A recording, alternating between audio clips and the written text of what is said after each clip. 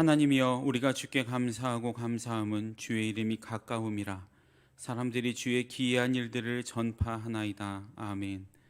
사랑과 은혜의 하나님 아버지, 주의로 3일 동안 우리를 주님의 품 안에서 지켜주셨다가 이렇게 주님의 자리에 불러주시고 어려움 가운데에서도 주님이 주시는 평안으로 매 순간 살아가게 하시니 감사를 드립니다. 눈앞에 있는 모든 상황들을 주님께 맡기고 이렇게 주님 앞에 모인 주님의 자녀들을 위로하여 주시고 위로부터 임하는 놀라운 은혜가 지금 이 예배의 자리에 여러 방법으로 함께하는 모든 주님의 자녀들에게 빠짐없이 임하게 하여 주옵소서. 오늘도 하나님의 말씀을 통해 우리에게 말씀해 주시고 오늘 이 예배가 우리를 향한 하나님의 마음을 깨닫는 예배가 되게 하옵소서. 예수님의 이름으로 기도드립니다. 아멘. 찬송가 135장입니다. 135장입니다.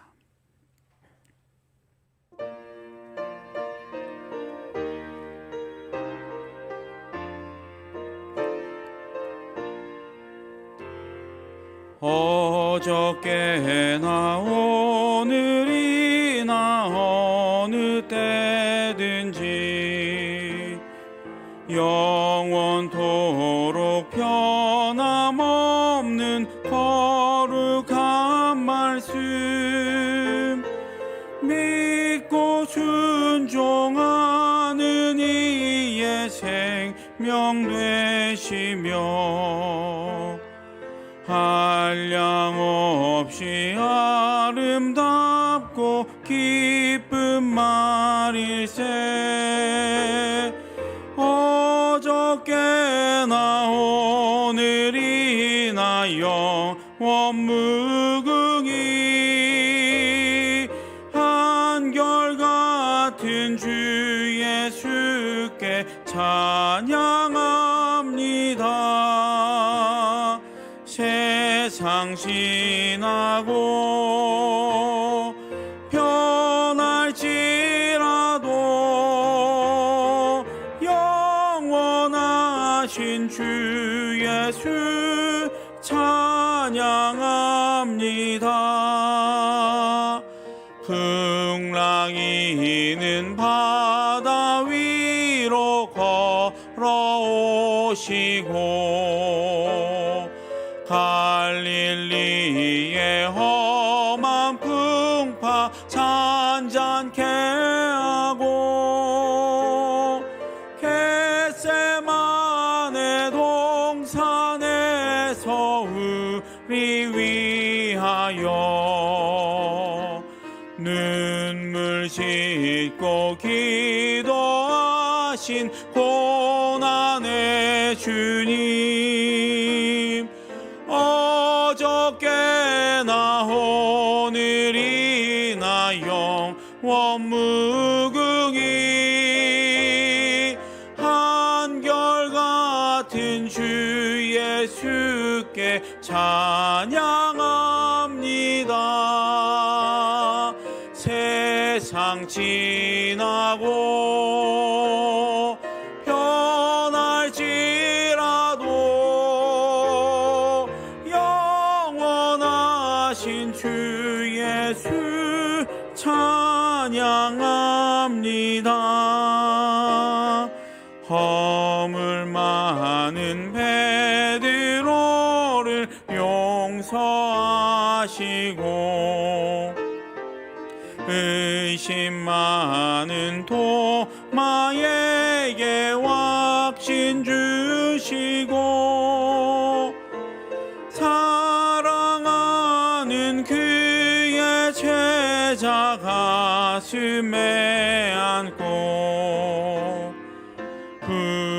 부드러운 사랑으로 품어주셨네. 어저께나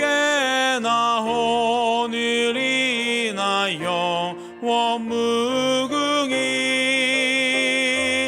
한결같은 주 예수께 찬양합니다. 세상 지나고 변할지라도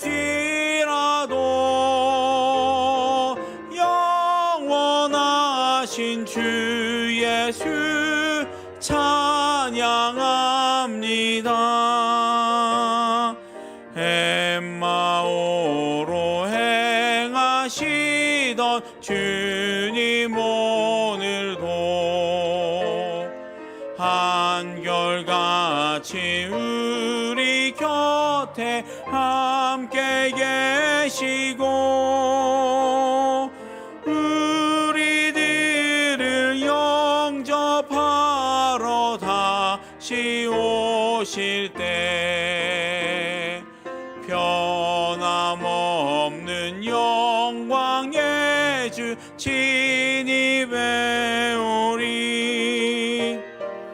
어저께나 오늘이나 영원 무궁히 한결같은 주 예수께 찬양합니다.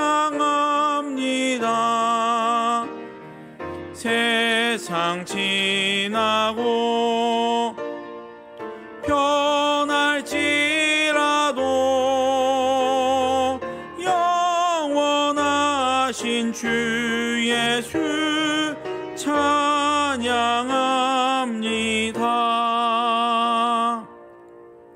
찬송가 200장입니다. 200장 함께 찬송 드리겠습니다.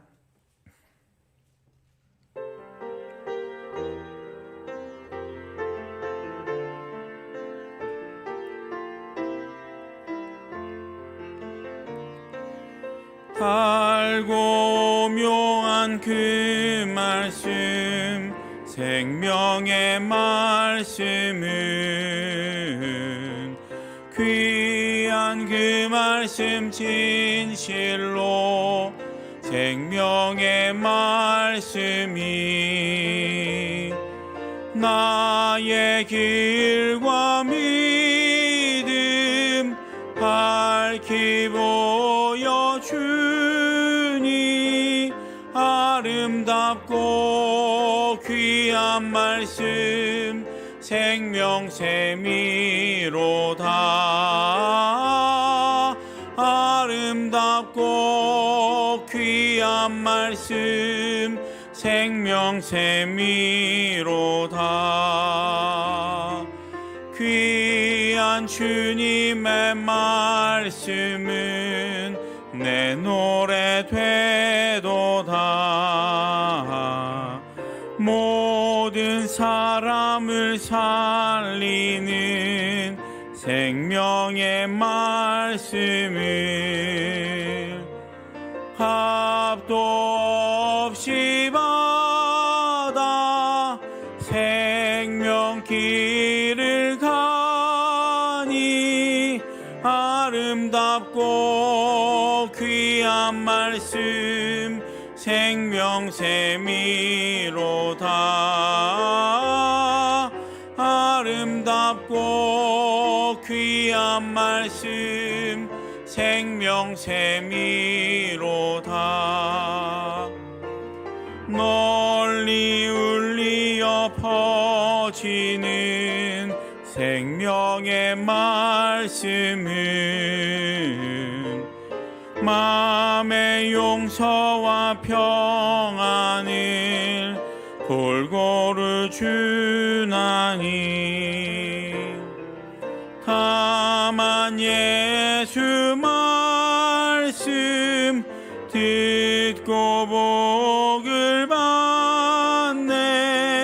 아름답고 귀한 말씀 생명샘이로다. 아름답고 귀한 말씀 생명샘이로다.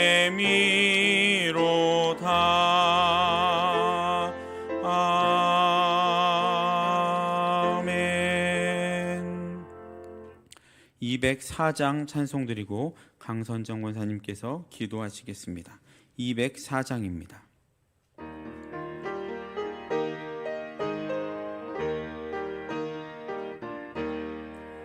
주의 말씀 듣고서 준행하는 자는 반석 위에 터 닦고 집을 지음 같아 비가 오고 물나며 바람 부딪혀도 반석 위에 세운 집 무너지지 않네. 잘 짓고 잘 짓세 우리 집 잘 짓세 만세 반석 위에다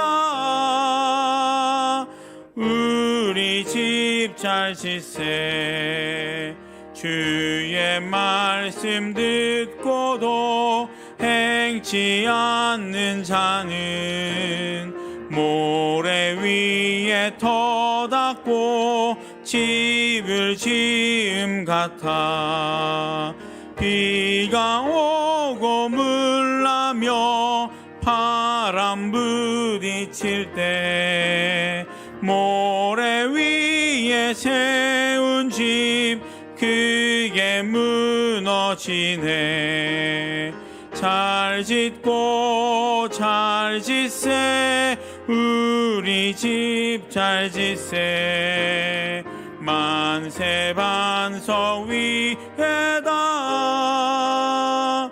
우리 집 잘 짓세 세상 모든 사람들 집을 짓는 자니 반석 위가 아니면 모래 위에 짓네.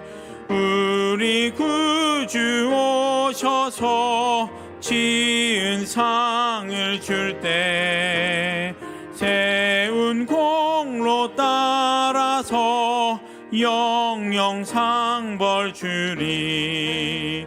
잘 짓고 잘 짓세 우리 집 잘 짓세 만세 반석 위에다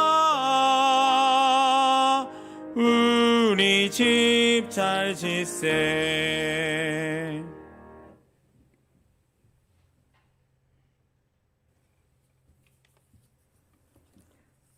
함께 기도드리시겠습니다. 우리의 영원한 우리의 왕이 되시는 하나님 아버지, 찬양과 존귀와 영광을 올려드립니다. 아버지의 크신 사랑과 은혜로 말미암아 우리 안에 예수 그리스도를 주로 고백하는 믿음을 갖게 하시고 그 십자가의 공로 힘입어 이 시간 주 앞에 나와 예배드리게 하시니 감사드립니다. 하나님 아버지, 우리의 마음으로는 주의 말씀을 따라 빛의 자녀답게 살아가기를 원하면서도 우리의 연약함으로 말미암아 하나님보다 세상에 속한 삶을 더 우선순위 안에 두고 살았고 우리가 숨쉬고 누리는 모든 것이 주님의 은혜임에도 불구하고 감사하기보단 우리에게 놓인 현실 앞에서 두려움 가운데 믿음의 눈을 들어 주님 바라보지 못하고 살았음을 고백합니다. 저희들을 긍휼히 여겨주시고 용서하여 주시옵소서. 우리에게 은혜를 베푸시는 하나님 아버지, 지금은 위드 코로나로 전환이 되었지만 아직도 감염병의 위험으로부터 자유롭지 못하여 예전과 같은 정상적인 예배와 평범한 일상으로의 회복이 아직은 완전하지 못한 가운데 있습니다. 이 시점에 우리의 믿음을 지켜나가는 일과 교회의 부흥과 교회학교 다음 세대들에게 신앙을 계승하는 일에 지혜를 구하며 기도하게 하시고 다시금 성령의 새 바람을 일으켜 주사 코로나 이전과 다른 시대를 준비하며 이 땅의 교회가 예배, 전도, 봉사, 교육, 친교에 힘쓰며 새로운 부흥의 기쁨을 경험하게 하여 주시옵소서. 성도들의 삶을 돌보시는 아버지 하나님, 육신의 연약함으로 병마와 투병 중에 있는 성도들에게 치유의 은혜를 더하여 주사 영육이 더욱 강건하여져서 주님을 찬양케 하시고 여러 가지 어려운 상황들로 인하여 힘겨운 삶을 살아가는 성도들에게는 더 큰 믿음을 허락하사 현실을 바라보는 시선과 입장이 믿음의 눈으로 주를 바라보며 현실의 어려움을 이겨낼 수 있는 용기와 소망을 갖게 하여 주시옵소서. 이 나라와 민족을 위해 기도합니다. 집단 이기주의와 물질 지상주의가 팽배한 이 나라가 정직과 공의로 바르게 세워지게 하시고 정치, 외교, 경제, 안보 모든 면에서 안정되게 하시며 이 시대를 살아가는 젊은 세대들이 불안과 절망에서 벗어나 아름다운 비전을 꿈꾸며 미래를 설계하고 희망을 품을 수 있는 나라가 되게 하여 주시옵소서. 내년 3월에 있을 대선에서도 하나님 두려운 줄 알고 국민을 존중하며 이 나라를 위해 소신 있게 정책을 해나갈 수 있는 지도자가 선출되게 하여 주시옵소서. 내일은 대입 수능이 있는 날입니다. 그동안 코로나로 인한 어려움 가운데도 최선을 다해 학업에 열중하고 성실히 준비한 수험생들에게 그 과정들을 주님께서 응원하여 주시고 마음의 평안을 주사 시험 잘 치르고 좋은 결과로 이어질 수 있도록 함께하여 주시옵소서. 이 시간 말씀을 전하실 목사님께 영육의 강건함과 성령 충만함으로 함께하여 주시사 참 진리 되시는 아버지의 말씀으로 우리의 심령이 가득 채워지게 하시고 치유와 회복을 통하여 독수리의 날개춤과 같은 새 힘을 공급받는 시간 되게 하여 주셔서 우리 안에 소유한 십자가의 능력을 힘입어 이 땅에서의 삶을 늘 승리하며 살아가게 하여 주시옵소서. 마음으로 준비한 아름다운 찬양을 올려드립니다. 기쁘게 받아주시고 홀로 영광 받으시옵소서. 감사드리며 십자가의 크신 사랑으로 우리 안에 주의 사랑을 확증시켜 주신 우리 주 예수 그리스도 이름으로 기도드립니다.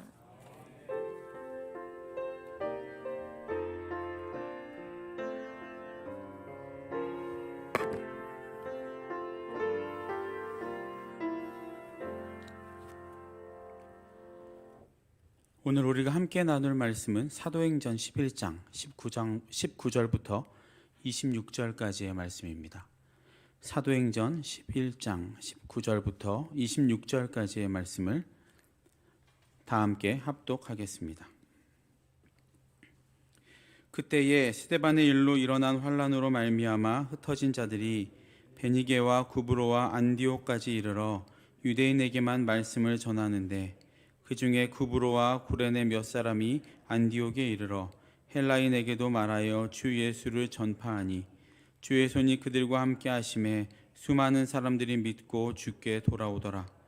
예루살렘 교회가 이 사람들의 소문을 듣고 바나바를 안디옥까지 보내니 그가 이르러 하나님의 은혜를 보고 기뻐하여 모든 사람에게 굳건한 마음으로 주와 함께 머물러 있으라 권하니 바나바는 착한 사람이요 성령과 믿음이 충만한 사람이라. 이에 큰 무리가 주께 더하여 지더라. 바나바가 사울을 찾으러 다소에 가서 만남에 안디옥에 데리고 와서 둘이 교회에 1년간 모여 있어 큰 무리를 가르쳤고 제자들이 안디옥에서 비로소 그리스도인이라 일컬음을 받게 되었더라. 아멘. 이 시간 1교구 사랑 4, 5, 6 구역에서 특송으로 하나님께 영광 돌리시겠습니다.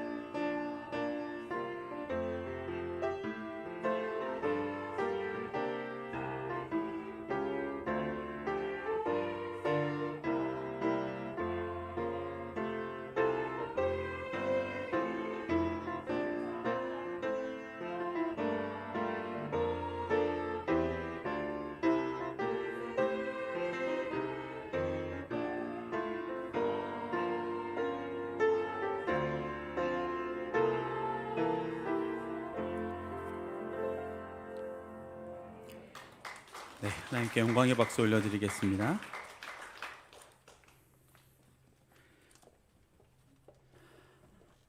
할렐루야.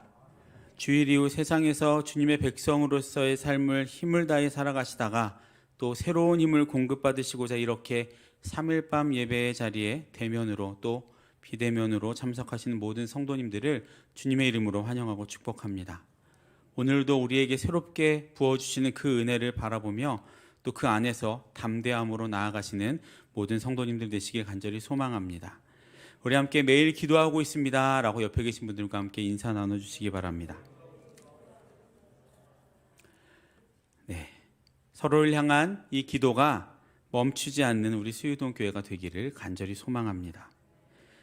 오늘 본문은 드디어 이방 땅에 최초의 이방 교회가 탄생하는 현장으로 아주 역사적인 순간입니다. 특별히 이방 땅에서 최초로 세워지는 이 안디옥 교회는 매우 중요한 교회이기도 합니다. 오늘 본문 19절은 이렇게 시작이 되죠. 그때의 스데반의 일로 일어난 환란으로 말미암아 흩어진 자들이.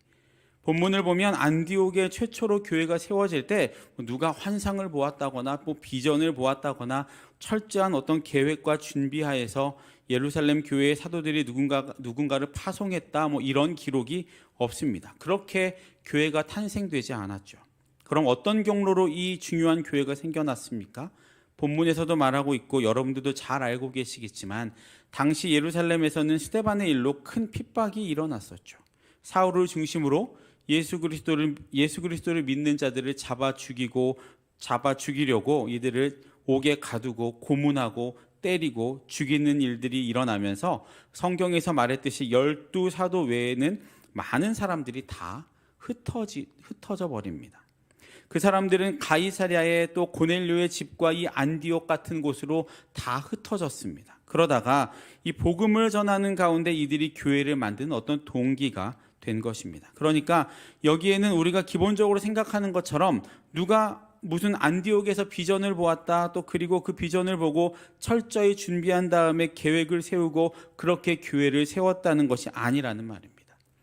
한 통계에 따르면 2005년에 들어서면서 한국은 실질적으로 이 세계 기독교사에서 선교 주역 국가가 되었다라고 발표했습니다. 그 전까지 선교 주역 국가, 선교 제일 많이 보내는 나라라고 한다면 우리가 잘 알고 있는 것처럼 당연히 미국이죠. 미국 선교사가 들어가지 않는 나라들이 거의 없다고 보아도 무방할 만큼 세계의 모든 선교는 미국이 담당하고 있는 것 같았습니다. 그것은 당시 미국이라는 나라의 힘이 세계 속에서도 매우 강했다는 것을 말해주고 있는 겁니다. 선교사가 들어간다는 것은 미국의 자본도 또 미국의 힘도 들어가는 것이었기 때문입니다. 여러분들도 보셨는지 모르겠지만 예전에 미스터 선샤인이라는 드라마가 있었습니다.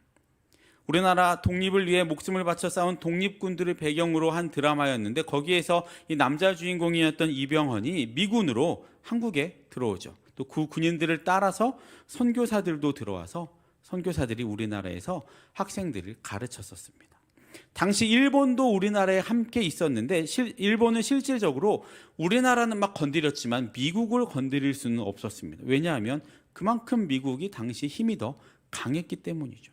어찌됐든 그렇게 선교의 중심국이었던 미국이었는데 21세기로 들어오면서 그 선교의 주도권이 움직이기 시작합니다. 그런데 그 주도권이 기독교 국가였던 뭐 유럽이나 북아메리카, 남아메리카 중에 한 나라로 움직인 것이 아니라 예전에 자신들의 선교지였던 한 선교사가, 언더우드 선교사가 이 땅엔 아무런 희망이 보이지 않습니다라고 기도했던 그 변방의 나라 코리아로 선교의 주도권이 움직인 것입니다. 그래서 당시 많은 기독교 나라들이 이 한국 교회의 선교 방법에 대해서 연구했는데 두 가지로 결론을 냈습니다. 한 가지는 첫 번째는 무모할 정도의 돌파력, 그리고 두 번째는 무계획성이었습니다. 사실 서양의 많은 나라들, 특히 미국이라고 하는 나라는 매우 효율을 따지는 나라입니다. 그래서 무엇인가를 일을 진행하기 위해서는 분석하고 계획하고 준비하고 모든 것을 거의 완벽하게 준비한 후에 움직입니다.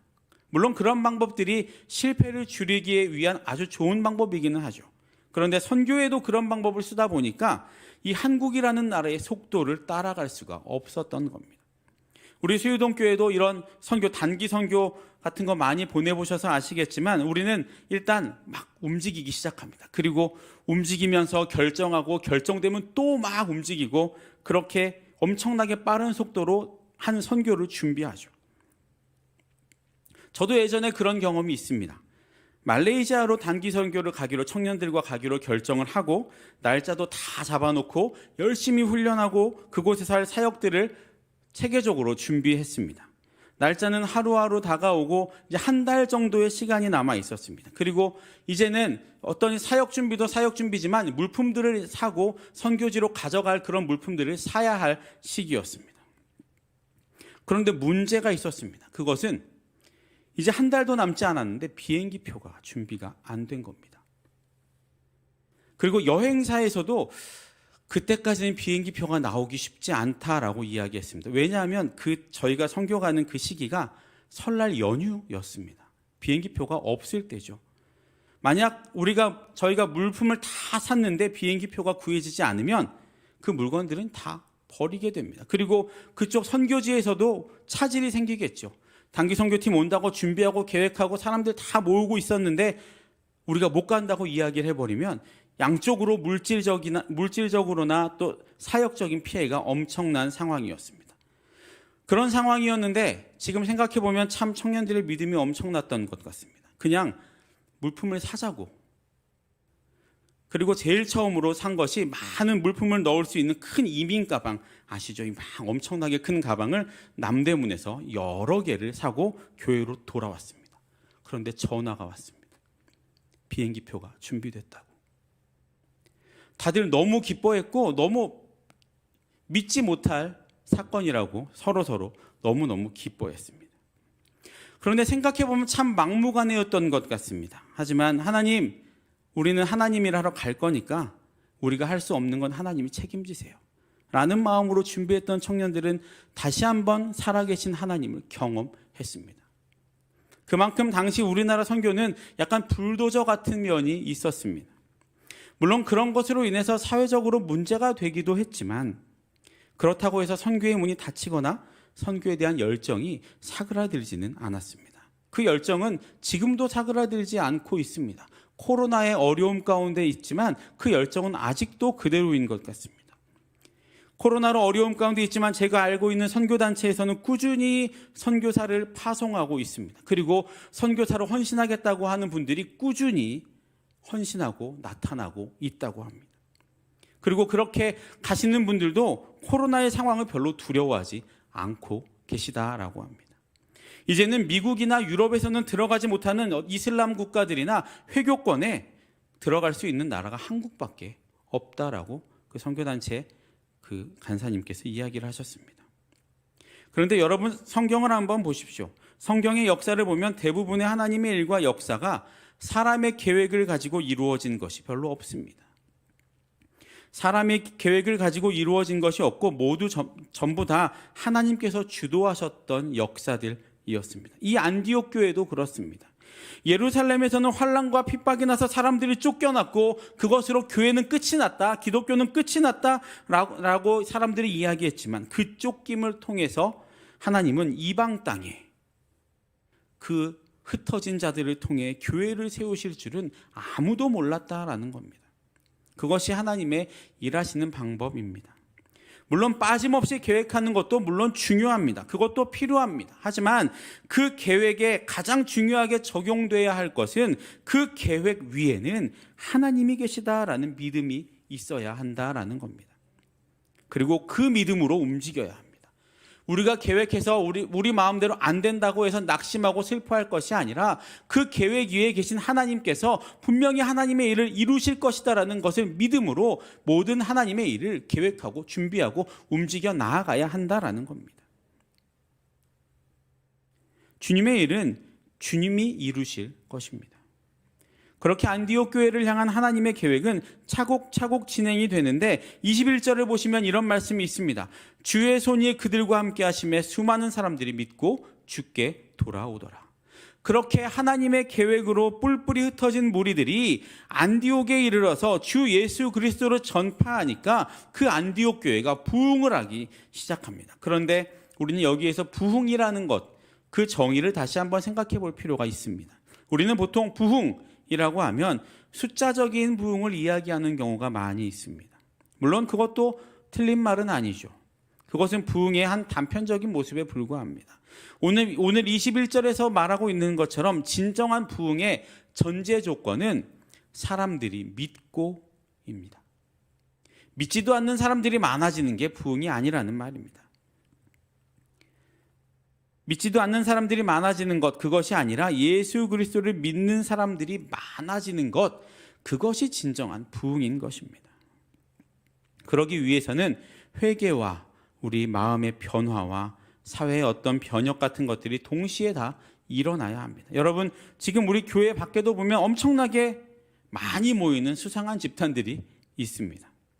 사회가 어려워질수록 희한하게 그런 곳에 모이는 사람들이 더 많아지는 것 같습니다. 우리는 그런 곳에 사람들이 많이 모였다고 해서 그 단체 부흥했네 라는 말을 쓰지 않습니다.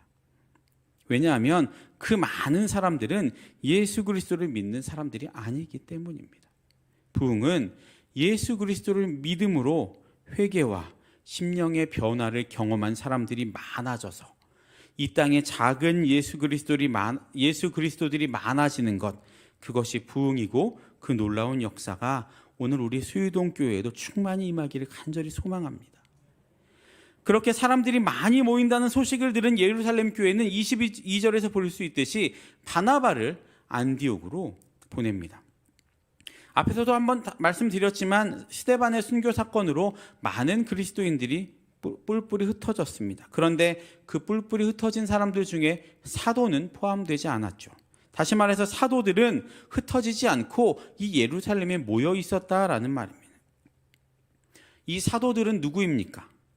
예수 그리스도의 부활을 목격하고 예수 그리스도께 직접 훈련을 받은 예수 그리스도와 삶을 함께 했던 사람들, 또 그렇지 않다고 해도 그 기준 속에 들어간 사람들이 바로 사도들이죠. 우리가 얼른 생각하면 그렇게 많은 믿는 자들이 뿔뿔이 흩어졌을 때 사도들도 같이 흩어져서 각 지방의 교회를 세우고 그 교회를 중심으로 믿는 자들을 모으면 훨씬 더 큰 부흥이 일어날 것 같지만 일어난다고 생각할 수 있습니다. 그런데 그 사건 안에서 이 사도들은 흩어지지 않고 예루살렘 교회에 모여 있었습니다. 왜 이 사도들은 흩어지지 않고 예루살렘 교회에 모여 있었을까요?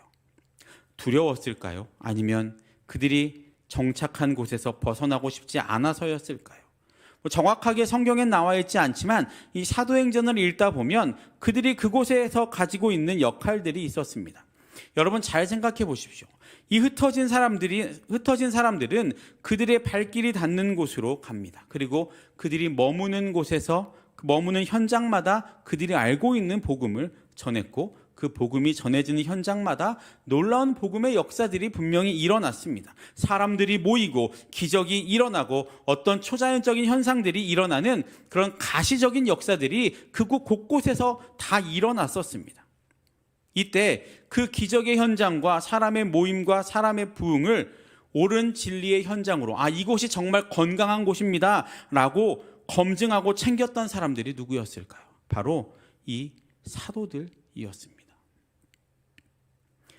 여러분들도 알고 계시겠지만 그런 놀라운 기적의 자리, 초자연적인 현상들이 일어나는 그런 자리에서 질서가 사라지면 어떤 일들이 벌어지는지 알고 계실 겁니다.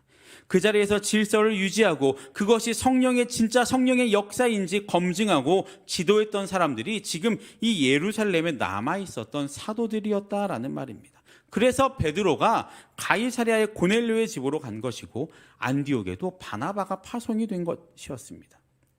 그렇게 파송된 바나바가 안디옥 교회에 도착해서 그 현장, 부흥의 현장을 점검하고 그것에 대한 결과를 23절에서 이렇게 말합니다. 그가 이르러 하나님의 은혜를 보고 기뻐하여 모든 사람에게 굳건한 마음으로 주와 함께 머물러 있으라 권하니.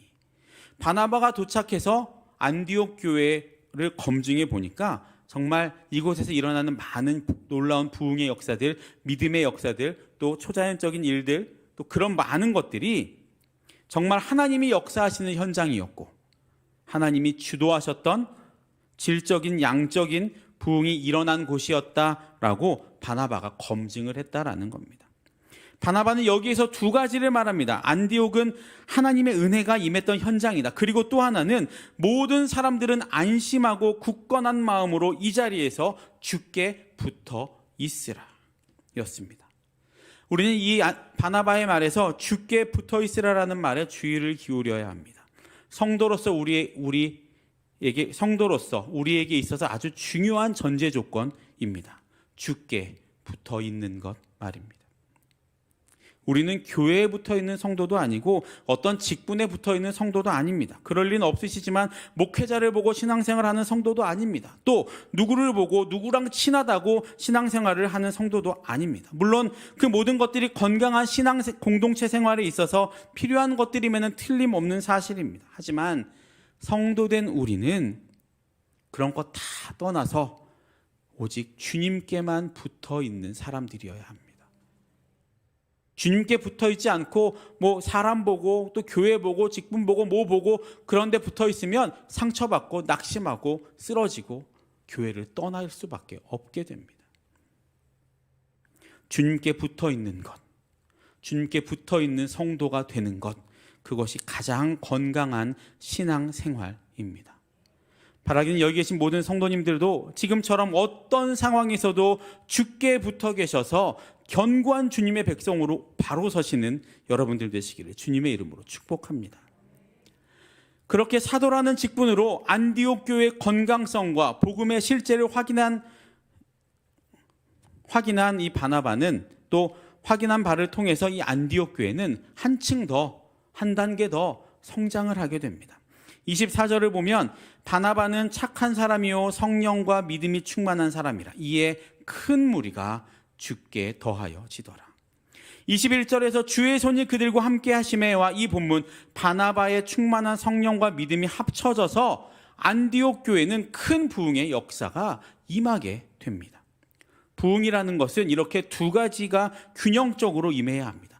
주님의 손으로 함께 하시는 하나님의 은혜, 즉 영적인 부흥과 바나바의 충만한 성령과 믿음, 즉 건강한 교회, 이 두 가지가 함께 있어야 건강한 부흥이 일어나게 되는 겁니다. 그래서 우리는 매 순간 기도해야 합니다.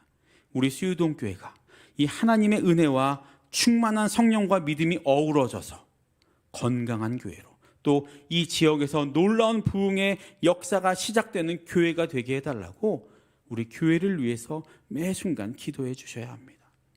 그리고 또 한 가지 기도해 주셔야 할 것이 있습니다. 그것은 우리 자녀들도 그런 건강하고 은혜가 충만한 교회를 다니고 또 만날 수 있게 해달라는 기도를 해 주셔야 합니다. 물론 우리 수유동 교회에서 함께 모든 가족이 함께 하면서 신앙생활을 하는 것이 제일 좋죠. 하지만 사정이 되지 않아서 자녀들이 멀리 떠나야 할 때는 특별히 그런 기도를 꼭 해주셔야 합니다. 좋은 배우자, 좋은 직장, 좋은 환경 물론 중요하지만 제일 중요한 것은 우리 자녀들이 건강하고 좋은 교회, 좋은 영적인 지도자를 만나는 복이야말로 아주 큰 복이라는 사실입니다. 그래서 정말 이 혼탁해져가는 세상 속에서 하나님의 자녀로 굳건히 살아가는 우리의 다음 세대가 될 수 있게 해달라고 기도해 주시기를 간절히 부탁드립니다.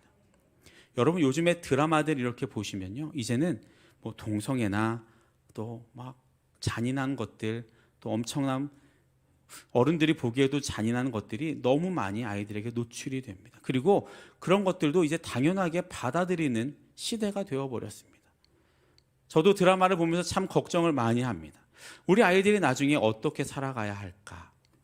우리야 이렇게 그 나쁜 것은 나쁜 것이라고 정확하게 알고 배우고 살아갔지만 우리 아이들은 이제 나쁜 것을 나쁜 것이라고 배우지 못하고 악을 악이라고 배우지 못하는 세대, 세상 가운데 살아가게 됩니다. 악도 사정이 이렇다면 악할 수 있어. 그 사람이 그렇게 어렵다면 범죄를 저지를 수 있어. 이렇게 바뀌고 있는 시대 가운데 우리가 살아가고 있습니다.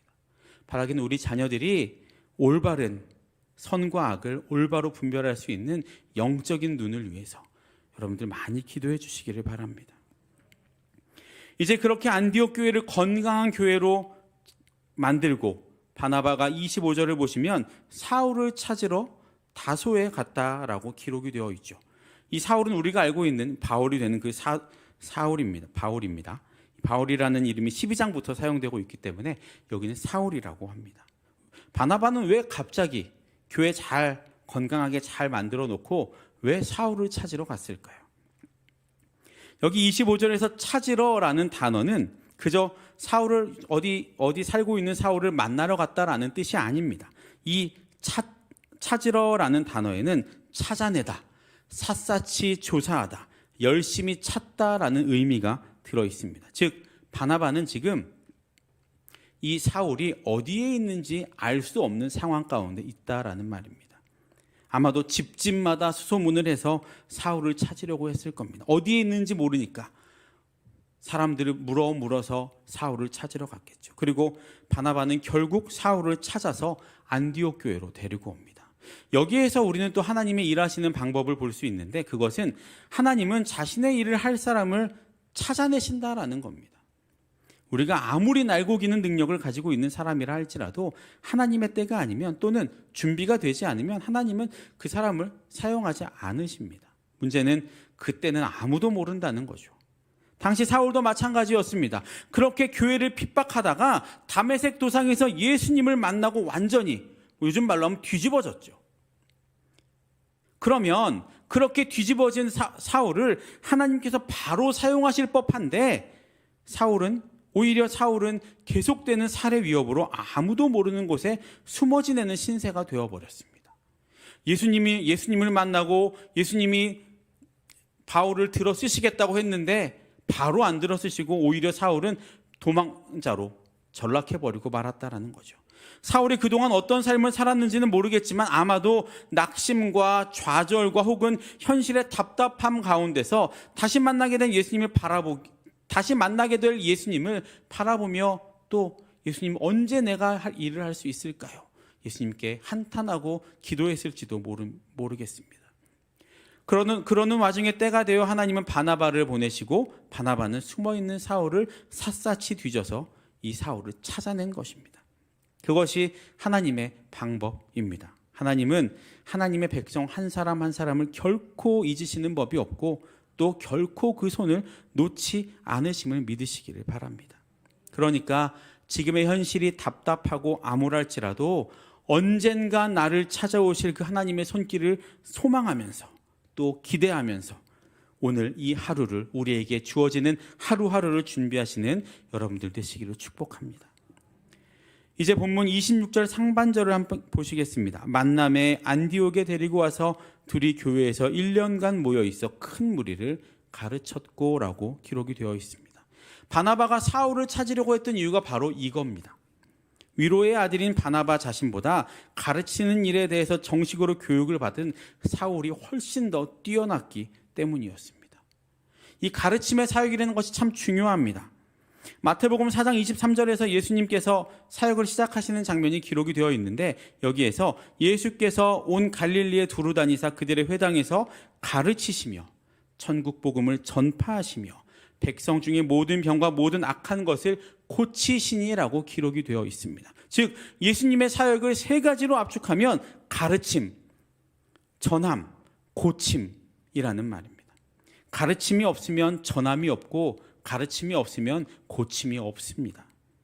여러분 예전에 무너져가는 우리나라에 들어오셨던 선교사님들이 제일 먼저 하신 일이 뭐였을까요? 좋은 음식을 제공하고 병을 고쳐주는 일이었습니까? 물론 그것도 하셨지만 제일 먼저 하셨던 것은 학교를 세우고 사람들을 가르친 것이었습니다.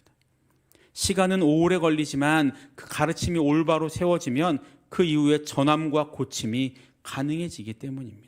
그래서 교육은 백년지 대계라고 말하기도 하죠. 신앙도 그런 것 같습니다. 올바른 배움으로 영적인 갈망이 채워지지 않으면 분명히 사고가 납니다. 이단에 넘어가거나 분열되거나 등등으로 말입니다. 혹은 아무 힘이 없는 교회가 되어버립니다.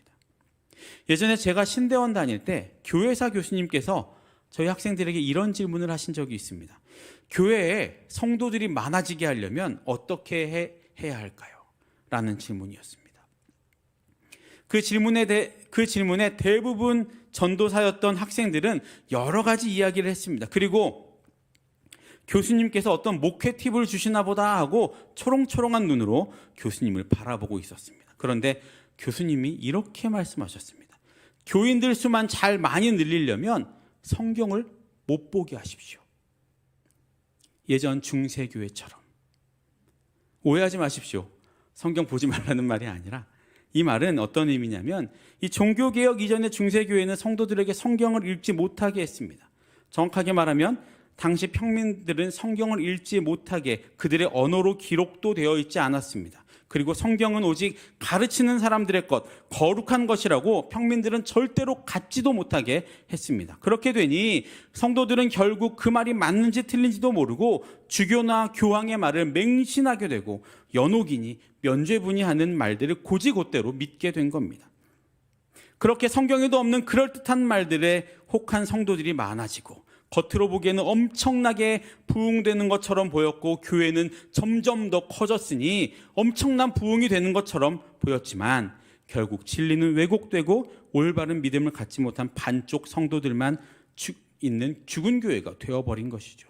그래서 종교개혁가였던 마틴 루터는 그 성경을 모든 사람들이 읽을 수 있도록 그들의 언어로 번역을 했고 마침 개발된 인쇄술을 통해서 모든 사람들이 성경을 가질 수 있게 된 겁니다.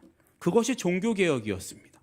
다시 말해서 이 교수님 말씀하셨던 것은 교회는 양적인 부흥만이 전부가 아니라는 말이었습니다. 진짜 성도, 건강한 교회라면 사람은 좀 적을지라도 올바른 가르침을 받아서 성도 스스로 진리를 깨닫고 올바른 길을 찾아낼 수 있는 것, 그것이야말로 진짜 교회라고 말씀하신 것이었습니다.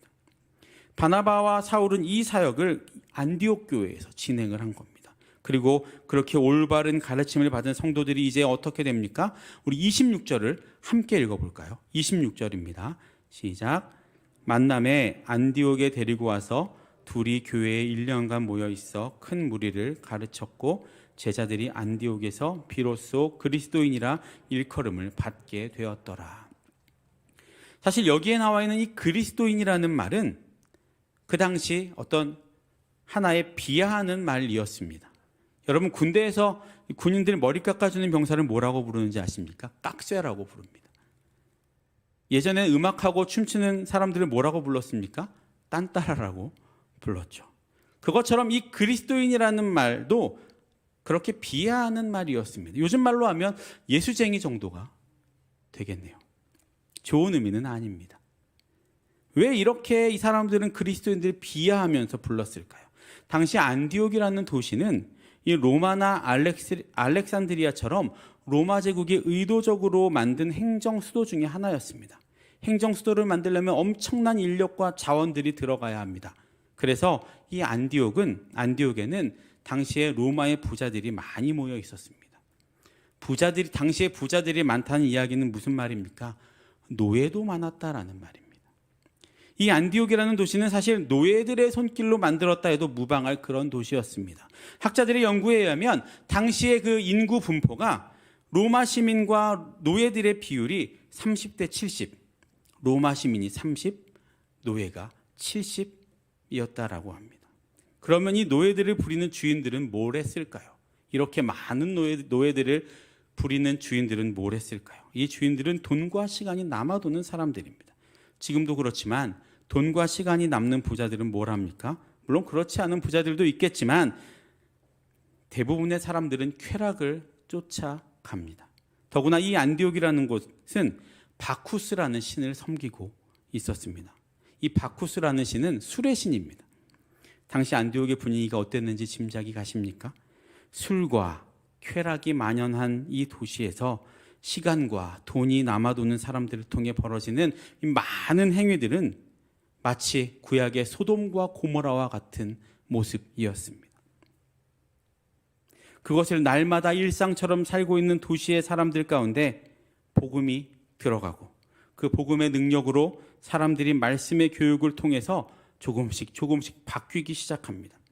함께 쾌락을 쫓던, 어제까지 나와 함께 쾌락을 쫓던 이웃이 갑자기 예수라는 사람을 믿는다며 행동이 바뀌기 시작한 겁니다. 그리고 그렇게 바뀌기 시작하는 사람들을 안디옥 사람들이 예수쟁이, 그리스도인이라고 부른 겁니다. 다시 말해서 그리스도인으로 불리웠다라는 말은 저 사람들은 사는 원리가 다르고 기준이 다르다고 비웃기 위해서 만들어진 말이었습니다. 그런데 그렇게 놀림받는 그리스도인들이 참 이상했습니다. 그렇게 놀림받고 핍박받는데도, 조롱과 멸시를 당하는데도 세상 사람 같으면 그런 대우에 화내고 분을 내야 하는데 그 사람들은 그렇지 않은 겁니다. 제가 예전에 국민일보에서 한 칼럼을 보았는데 그 제목이 참 기억에 남습니다. 그 제목이 뭐였냐면 이상하지만 흥미로운 사람들이었습니다. 이 사람들이 누구였을까요? 그리스도인들이었습니다. 이 안디옥 교회의 그리스도인이라고 불렸던 그런 사람들 말입니다. 이 칼럼의 내용은 로마 제국의 인구의 10% 정도 되었던 그리스도인들이 10년마다 40%가 증가하고 멸시와 고난과 핍박 속에서도 기독교는 놀라운 성장을 했는데 왜 그런 일이 가능했을까? 초기 그리스도인들은 어떻게 사람들의 마음을 사로잡을 수 있었을까 하는 내용이었습니다. 당시 로마인들이 보기에 이 그리스도인들은 이상하지만 흥미로운 사람들이었다라고 합니다. 그도 그럴 것이 당시 그리스도인들은 요즘 말로 하면 극심한 가짜 뉴스에 시달렸습니다. 그 칼럼에서 보여준 문헌에 따르면 그리스도인들은 신뢰할 수 없는 무법자들이다. 그들은 쓰레기 같은 계층의 무식한 남정네와 아무 것이나 쉽게 믿는 여성들, 경건하지 못한 음모자들의 집단이다. 그들의 밤에 진행되는 모임, 엄숙한 금식과 야만스러운 식사, 똘똘 뭉치는 연합 등은 신성한 의식이라기보다 범죄다라고 그 어떤 문헌들에 그렇게 기록이 되어 있다라고 합니다. 그런 모함에도 그들은 당시에는 상상할 수 없는 하층민과 지배층, 문맹자와 학식 있는 사람들이 한자리에 모여서 형제와 자매가 넘쳐나는 공동체를 이루고 이해타산을 따지지 않고 누구에게든지 넘치는 사랑을 베풀고 버려진 아이들을 데려다가 키우고 패스트로 사람이 죽어갈 때 죽음을 무릅쓰고 그들에게 다가갔습니다. 당시 사람들이 보기엔 정말 이상하지만 흥미로운 집단이 이 그리스도인이라는 집단이었다라는 말입니다. 그런데 이렇게 되는 일이 가능한 이유가 결국 올바른 가르침, 즉 예수 그리스도의 모습을 올바로 배우고 그 말씀을 올바로 배운 사람들이었기 때문이고, 그렇게 그리스도인이라고 불리기 시작한 곳이 바로 이 불법과 쾌락, 마치 소돔과 고모라와도 같은 이 안디옥이었다라는 말입니다. 여러분, 그리스도인이라는 단어의 무게가 좀 느껴지십니까? 소돔과 고모라 같은 곳에서 세상 사람들이 보기에 저 사람들은 좀 이상한 사람들인데 라고 할 만큼 주님을 따라가는 사람들이 바로 그리스도인이라는 말입니다. 사랑하는 모든 성도 여러분, 옛날이나 지금이나 시간은 엄청나게 흘렀지만 세상의 속성은 그다지 변하지 않았습니다. 지금도 세상은 그때와 마찬가지로 우리 기독교와는 반대되는 길을 걷고 있습니다. 지금도 세상은 예수님을 믿는 우리들을 예수쟁이라고 부르고 있습니다. 그런데 이상하게 예전보다 우리를 예수쟁이라고 부르는 일이 줄어들고 있습니다. 요즘에 예수쟁이란 말 들어보신 적 있으십니까? 저는 그게 별로 좋은 것 같지는 않습니다. 세상은 우리 그리스도인들을 인정할 수 없는 게 당연합니다. 완전히 다른 삶을 살아가는 존재들이기 때문입니다. 그런데 우리를 인정한다라는 것은 바꿔 말하면 우리가 점점 세상과 닮아간다는 의미가 아닌지 생각해 볼 필요가 있습니다. 별로 이상하지도 않고 별로 흥미도 없는 사람들, 그다지 눈에 띄지도 않고 세상의 흐름에 별로 부딪힘이 없는 사람들로 술에 술 탄 듯 물에 물 탄 듯 살아가 버리게 된 것은 아닌지 우리의 삶을 돌아볼 필요가 있습니다. 물론 억지로 튀거나 무조건 세상과 반대로 살아가시라는 말이 아닙니다. 우리가 묵묵히 그리스도의 법을 따르고 그리스도의 말씀을 따라 살아가면 자연스럽게 세상과는 반대되는 삶을 살아갈 수밖에 없습니다. 그런데 그렇게 세상과 반대로 가지만 세상이 오히려 이상하지만 흥미롭게 바라보는 공동체, 그리고 그들이 비웃는 예수쟁이의 공동체가 자꾸 생각이 나고 관심이 가는 공동체가 되는 것이 어쩌면 진짜 그리스도인의 모습일 것입니다. 바라기는 그리스도인으로 이 세상을 살아가는 저와 여러분의 삶과 행동과 말과 모습 속에서 세상이 이상하지만 흥미로워하는 모습이 나타날 수 있기를 소망합니다. 그래서 모두가 어렵고 힘든 상황 가운데에서 힘차고 밝고 사랑이 넘치고 그 사랑으로 남을 돕는 데 최선을 다하고 충성되고 온유함을 보여주시는 세상 속에서 진짜 예수쟁이의 삶을 살아가시는 저와 여러분들 되시기를 주님의 이름으로 축복합니다. 기도하겠습니다. 사랑과 은혜의 주님, 우리를 주님의 자녀로 삼으시고 또 이 땅에 그리스도인으로 보내주신 주님의 은혜에 감사를 드립니다. 하나님, 세상이 우리를 볼 때 우리를 통해 주님이 나타나고 드러나야 할 텐데 우리의 삶이 지금 그렇게 그런 합당한 삶을 살아가고 있는지 오늘 이 시간 우리의 마음을 돌아보게 하옵소서. 그리고 그렇게 살고 있지 못했다면 다시 한번 우리의 마음을 되돌려 세상이 우리를 볼 때 저 사람은 정말 예수 믿는 사람이구나 라고 볼 수 있도록 주님 우리의 삶을 주관하여 주시옵소서. 세상에서 그리스도의 편지로 그리스도의 향기로 화목하게 하는 직분을 가진 자로 살아가는 우리가 되게 하시고 우리를 통해 우리와 함께 하시는 예수 그리스도를 전하기에 부족함이 없는 수유동교회 모든 성도님들이 될 수 있도록 인도하여 주옵소서. 지금도 육신의 어려움으로 병상에 누워있는 많은 환우들이 있습니다. 하나님, 그들의 육체에 손얹어 안수하여 주셔서 지금 이 시간 깨끗이 고쳐주시고 그들을 통해 살아계신 하나님이 증거되고 나타나는 은혜가 있게 하여 주옵소서. 위드 코로나의 시대로 접어들어서 이제 코로나와 함께 가는 시대가 되었습니다. 하지만 하나님, 아직도 코로나의 확산은 줄어들지 않고 있는 이 시기 가운데 우리 모든 수유동교회 성도님들 한 사람 한 사람을 지켜주시고 코로나의 위협 가운데에서 자유함으로 주님께 나올 수 있는 은혜가 있게 하여 주시고 속히 코로나가 종식되어서 자유함으로 주님께 나와 예배하는 날이 오도록 주님 인도하여 주옵소서.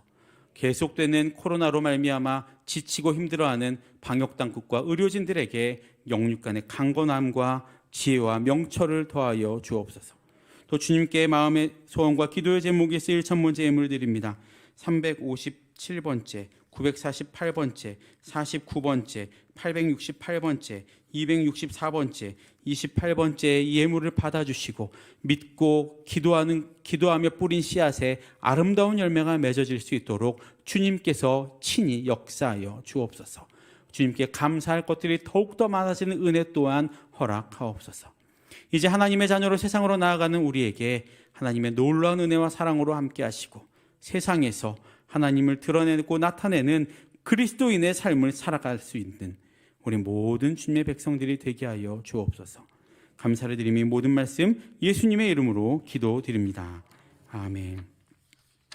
교회 소식은 주보를 참조해 주시고 또 홈페이지를 참조해 주시면서 계속 기도해 주시기 바랍니다. 오늘 예배가 끝난 후에 서리집사 교육이 초등부실에서 있습니다. 새롭게 또 신임되는 서리집사님들을 위해서 또 계속 기도해 주시고 내일 대학 수학능력 시험이 치러집니다. 우리 교회 또 주변에 있는 많은 수험생들을 위해서 지치지 않고 또 최선의 컨디션으로 좋은 결과를 낼 수 있도록 해달라고 기도해 주시기 바랍니다.